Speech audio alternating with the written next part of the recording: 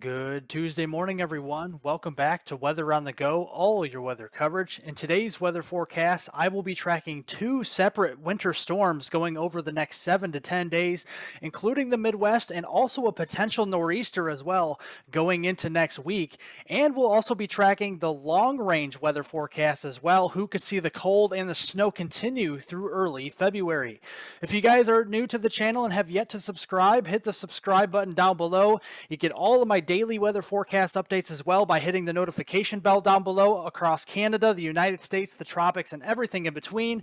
So hit the subscribe button down below, everyone, and the notification bell to get all of my daily weather forecast updates on this channel. Looking out there this morning with those weather alerts, we have several snow alerts across the desert Southwest and the Four Corners region. We have winter weather advisories in the purple shaded colors and pink shaded colors. We have winter storm warnings here across southern Utah, southern Nevada, and portions there, the higher elevations of Arizona, getting into the front range of the Rockies, and in anticipation of a snowstorm across the central plains moving up into the upper Midwest. We already do have winter storm watches and winter storm warnings across these areas, and that extends farther east here across northern Iowa into southwestern Wisconsin, where we're gearing up for a significant snow getting through late this week. And to recap here, looking at winter storm products and what these mean, winter weather advisories mean wintry weather is expected. Exercise caution, especially when traveling.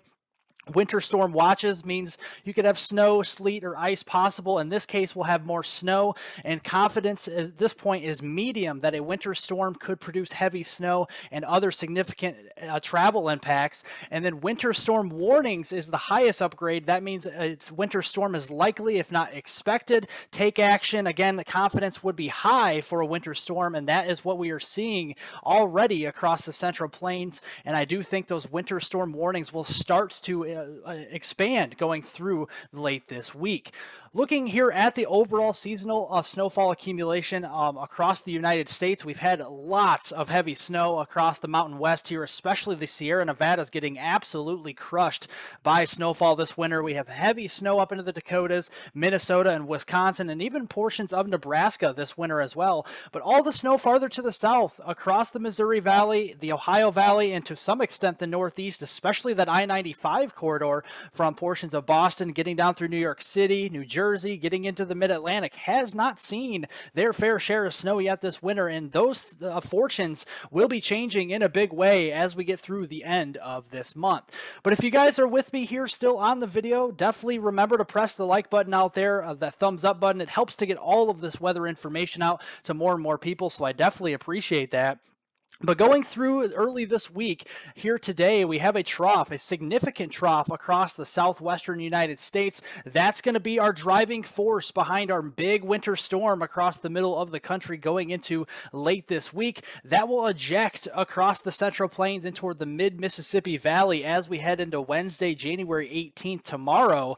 And that is going to be providing us with that winter storm side on the northwestern side of the system with heavy snow, and then the severe weather side across the Arklatex and the western Tennessee Valley as well. So looking here on Tuesday, January 17th, around noon time frame, we got some heavier, higher elevation snow across portions of Utah, western Colorado, getting into northern Arizona and northwestern New Mexico as well, with that storm system developing over the front range as a 996 millibar low. As we get into Wednesday morning, around 6 a.m. time frame here, just a couple hours before sunrise, we're going to see that low start to transition itself farther east toward the central plains into western Kansas. It'll be drawing in that cold air on the northwest side with those heavier snows breaking out across Colorado, west central Nebraska, getting up here into the northern plains, and then the southeastern side, warm air advection with rainfall and thunderstorms starting to erupt going into Wednesday morning and later in the day on Wednesday as well. Looking at the total rainfall accumulation from today all the way through Wednesday morning across the southwestern United States, particularly the Four Corners region here, we're going to be seeing beneficial potential rain averaging around a quarter to a half an inch or even higher amounts potentially in some of these areas. So definitely some beneficial news out here for those drought-stricken areas. Also some beneficial news for the ski resorts out west as well across the Rocky Mountains. We're going to see our fair share of heavy snow, especially into western Colorado, back up here towards Salt Lake City, and then into northern Arizona and northwestern New Mexico through Wednesday morning. A couple areas could see well over a foot of snow, especially into southwestern and western Colorado during this time. And that could also lead to some travel impacts as well. Minor to moderate travel impacts are likely across the Four Corners region going through the day on Wednesday. So definitely be mindful of that if you are traveling out across those areas. Also, on the warm side of the system, we're going to see some very warm temperatures here off the Gulf of Mexico. We're going to see temperatures rising well into the 60s and lower 70s here across the Gulf Coast and in the Arklatex region. And that's going to spell trouble with those dew points, that Gulf of Mexico moisture moving northward across the Arklatex into the western Tennessee Valley here. Dew points will be rising into the low, mid, even upper 60s across these areas, and that is going to spell trouble for severe weather. The Storm Prediction Center has actually upgraded here to a slight risk for severe weather across portions of western Tennessee, western Kentucky, getting down through eastern Arkansas, much of Mississippi here, getting back into Louisiana and far east Texas. And even that marginal risk extending up here into middle and eastern Tennessee, central Kentucky, even southern Illinois and Indiana as well. So places that are in the crosshairs for severe weather: Memphis, Tennessee, Jackson, Mississippi, getting into Birmingham, Tuscaloosa here, the Nashville area, and then back across Shreveport, Louisiana, Baton Rouge, Little Rock, and the Tyler, Texas area as well are all in play going through the day on Wednesday. And the hazards as well, a 2 to 5% shading for isolated tornadoes across the western Tennessee Valley, down through the Arklatex through the day on Wednesday. A lower end threat for 60-mile-per-hour winds across those very same areas, and also a lower end threat for hail that could be up around quarter size going through the afternoon and evening on Wednesday. So let's track that here. Wednesday, January 18th, around noon time frame. We got all that cold air and the snow to the north, but the warm side, we're going to see a broken line of supercell thunderstorms start to develop across the Arklatex, getting down through portions of the Gulf Coast here around noon time frame into East Texas, and then these will rumble their way farther east, getting into Wednesday afternoon and early Wednesday evening here, getting into southern Illinois, southern Indiana, and down the western Tennessee Valley through portions of the Arklatex here.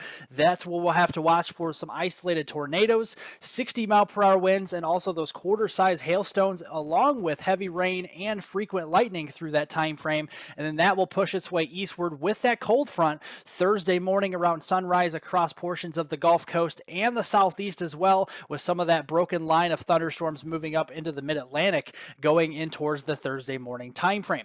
The reason why we're seeing severe weather, we have that potent mid-level jet rounding the base of that trough here, anywhere from about 70 to 80 knots, and that's going to provide the threat for damaging winds out there. We also do have the strong and formidable low-level jet here right off the Gulf of Mexico, streaming up across the Arklatex into the western Ohio and Tennessee River Valley here, and that's going to be providing that rotation here in the atmosphere in the low levels for the potential for tornadoes on Wednesday.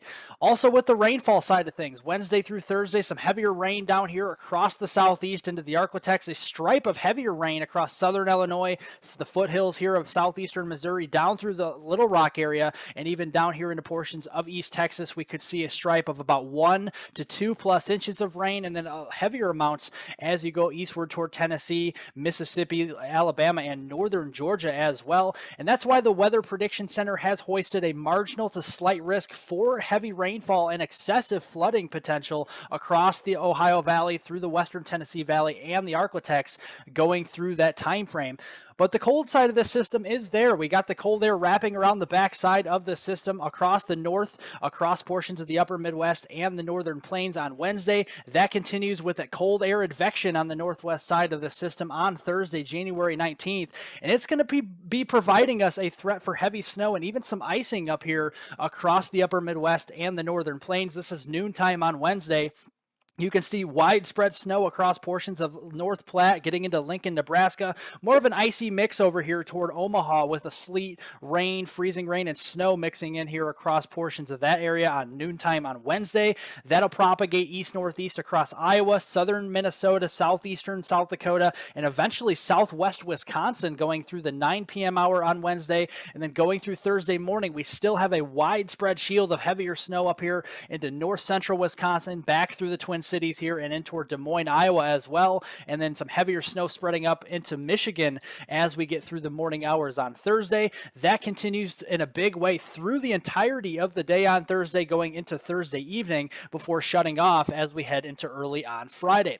The swath of heavy snow will be there, and that's why we have those winter storm watches and warnings in place, and I do think these winter storm warnings will be extending farther east into portions of Wisconsin, Iowa, southern Minnesota, and perhaps even Michigan as well, with these snowfall amounts here, especially back into Nebraska, around a foot to a foot and a half, definitely likely, and then another swath of about 3 to 6 inches of snow, locally higher amounts possible across Wisconsin, getting in through northern Iowa and southern Minnesota, and also portions of northern Michigan, including the UP of Michigan, through the day on Friday. That's going to be providing us with some travel difficulties through these areas, through Nebraska, Iowa, southern Minnesota, Wisconsin, and Michigan. We could have those moderate to even at times major impacts of travel, especially back here where we have a foot to a foot and a half likely of snow across central Nebraska. So definitely take it slow out there through the day on Thursday. But as we go into Friday, that system will lift up into the northeast, some heavier snow across northern New England during this period. That could be giving us a good dosing of about 2 to 5 inches of snow up here in the portions of upstate New York, Vermont, New Hampshire, and much of Maine as well, where it stays all rain farther to the south yet again, unfortunately, for the I-95 corridor as we go through that Friday time frame. We also do have the threat for icing as well. We could have up to around 1/10 to 2/10 of an inch of ice across upstate New York, getting back into portions of the Toronto area as we head through the next couple of days. So that will be something to monitor as well.